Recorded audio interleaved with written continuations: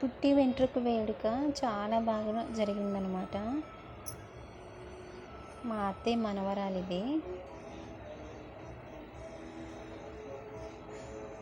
ఈ పుట్టి వెంట్రుకలు పెనుగంచిపూడిలో జరిగినాయి. మాకు దగ్గరే కదా పెనుగంచిపూడి.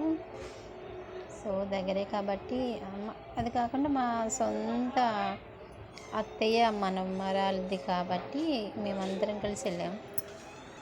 ఆల్మోస్ట్ అందరికీ తెలిసే ఉండాలి పెనుగంచిపూడి. ఇక్కడికి చాలామంది జనం వస్తారు, ఎక్కడెక్కడి నుంచో వస్తారు. ఇది పేరు ప్రఖ్యాతులు గాంచింది కాబట్టి పెనుగంచిపూడి ప్రతిరోజు అలాగే ఎనీ టైం ఇక్కడ జనాలు ఉంటారు.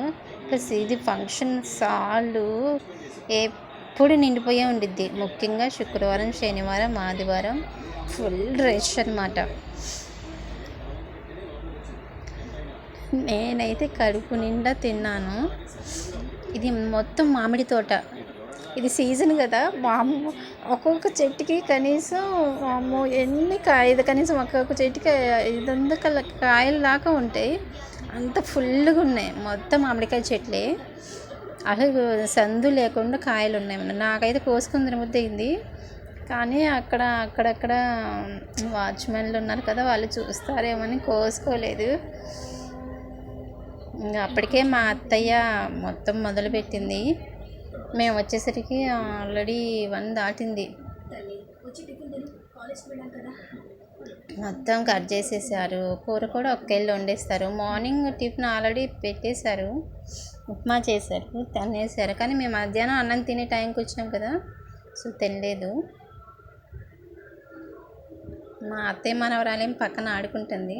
పొద్దున్నే మొక్కు తీర్చుకున్నారు, పుట్టెంటుకలు తీసేశారు అప్పటికే మేము వచ్చేసరికి. భలే సందడిగా ఉంది. తనే అన్నమాట మా అత్తయ్య. వాళ్ళ మనవరాలకే పుట్టి వెంట్రుకలు.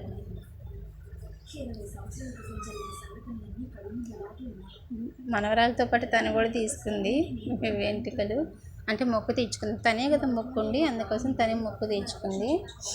అది పెద్ద హాల్ అనమాట, తను బుక్ చేసుకుంది. అప్పటికే అసలుకి చాలా కిక్కిరిసిగా ఉన్నారు జనాలు. చూసారు కదా మీరు కూడా, ఎంత ఫుల్గా ఉంది. ఒక్కొక్క చెట్టు కింద ఒక్కొక్క ఫ్యామిలీస్ ఉంటారు. అంటే ఒక ఫ్యామిలీకి సంబంధించిన కుటుంబాలన్నీ ఉంటాయి.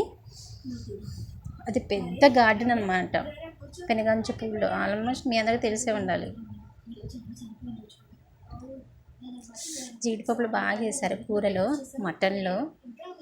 ఇది బోటి అన్నమాట. భలే ఉంది. నాకు నచ్చిన ముక్కలు వేశారు.